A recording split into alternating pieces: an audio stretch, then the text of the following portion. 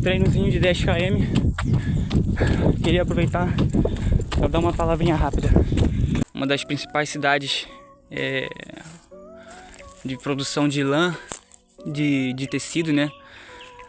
Era de certa forma favorecida na localização dela geográfica, porque ela foi criada, construída em cima de mesetas.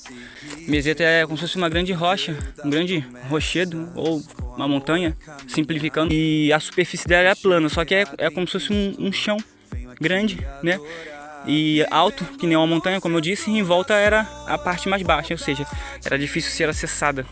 Isso dava à cidade, na época, ao rei que governava, um certo poder e segurança por ser uma cidade difícil de ser invadida. Se sentia bastante poderosos e negligenciavam quanto a isso. Criaram guerra contra a Pérsia. Eles perderam, sendo que eles foram advertidos. Achou que ele ganharia aquela guerra, achava que o império que seria derrotado era o de Pérsia. Porventura foi o dele, né, que caiu. O rei de Pérsia convocou o seu exército, né, seus soldados, e foram espiar a cidade. E descobriram que tinha como entrar na cidade através de uma areazinha onde ficava uma rachadura na própria meseta. A junção de uma meseta com a outra tinha um acesso. Era um pouco íngreme, mas dava para invadir, dava para entrar. Eles pegaram os melhores soldados, os mais preparados, e subiram, conseguiram invadir. Chegando lá em cima, eles viram que a cidade não era vigiada. Isso mostra o grande autoconfiança que eles tinham nessa segurança da própria cidade. Então eles negligenciaram a vigilância, negligenciaram os cuidados contra o próprio povo, por não vigiar e achar que o inimigo não conseguiria invadir a cidade. A cidade foi invadida pelos soldados da Pérsia. A cidade não foi destruída.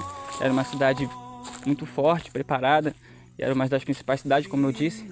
Então eles só dominaram o território, tomaram posse de tudo.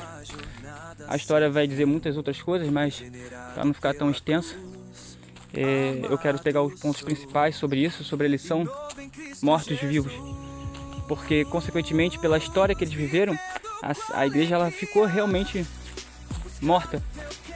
Então assim, a carta ela vem trazendo sobre a questão da igreja estar morta, né, e aparentemente vivos.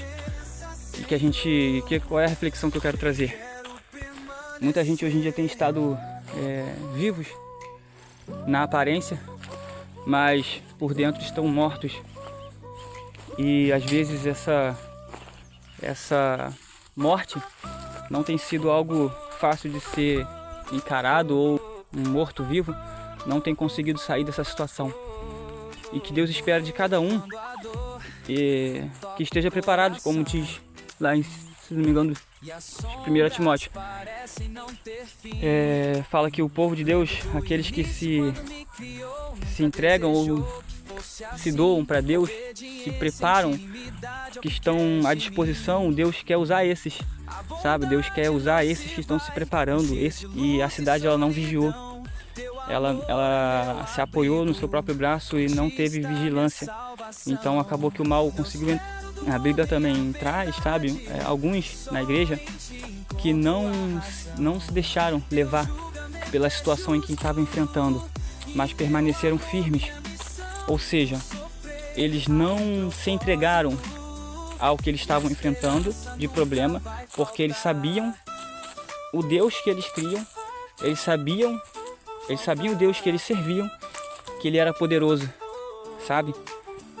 Para fazer qualquer coisa, para restaurar qualquer coisa, para fortalecê-los de novo, porque eles sabiam que Deus é Deus. E então assim, existiam alguns que permaneciam fortes, preparados e não se dobraram àquilo que estava acontecendo, mas permaneceram de pé, se apoiando em Deus, como diz a própria palavra, depositando em Deus suas esperanças, suas ansiedades, verdadeiros filhos chamados, escolhidos, preparados com ousadia. Então a palavra ela vem trazer para aqueles que estavam mortos vivos, ter como exemplo esses que estavam fortes. Vigiar, não se achar forte o suficiente no seu próprio braço, manter sempre vigilância contra o inimigo, não se entregar a qualquer desânimo ou a qualquer fragilidade, mas se manter firme em Deus, porque Ele é o dono de todo o poder, de toda a força. Ele é quem nos fortalece, Ele é quem nos guia, Ele é quem nos direciona, Ele é quem nos sustenta. Nele está a vida, nele está tudo que nós precisamos e dependemos. Então a gente não pode fraquejar nem desanimar quanto ao que enfrentamos na vida. Deus é o suficiente. Deus é o suficiente. Então, que a gente possa ter esse entendimento. Não sejam mortos vivos em espírito, nem fisicamente, mas creem em Deus em todo momento. Esperem em Deus em todo momento. Se entreguem para Deus todo momento e façam boas escolhas. E se cair,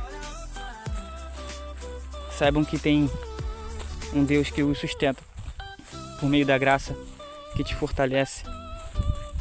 Não desistam, Deus é com vocês, sempre será. Ele prometeu e não pode quebrar sua promessa. Ele está contigo, Ele está comigo, Ele está com a gente, para a glória dele mesmo. Amém.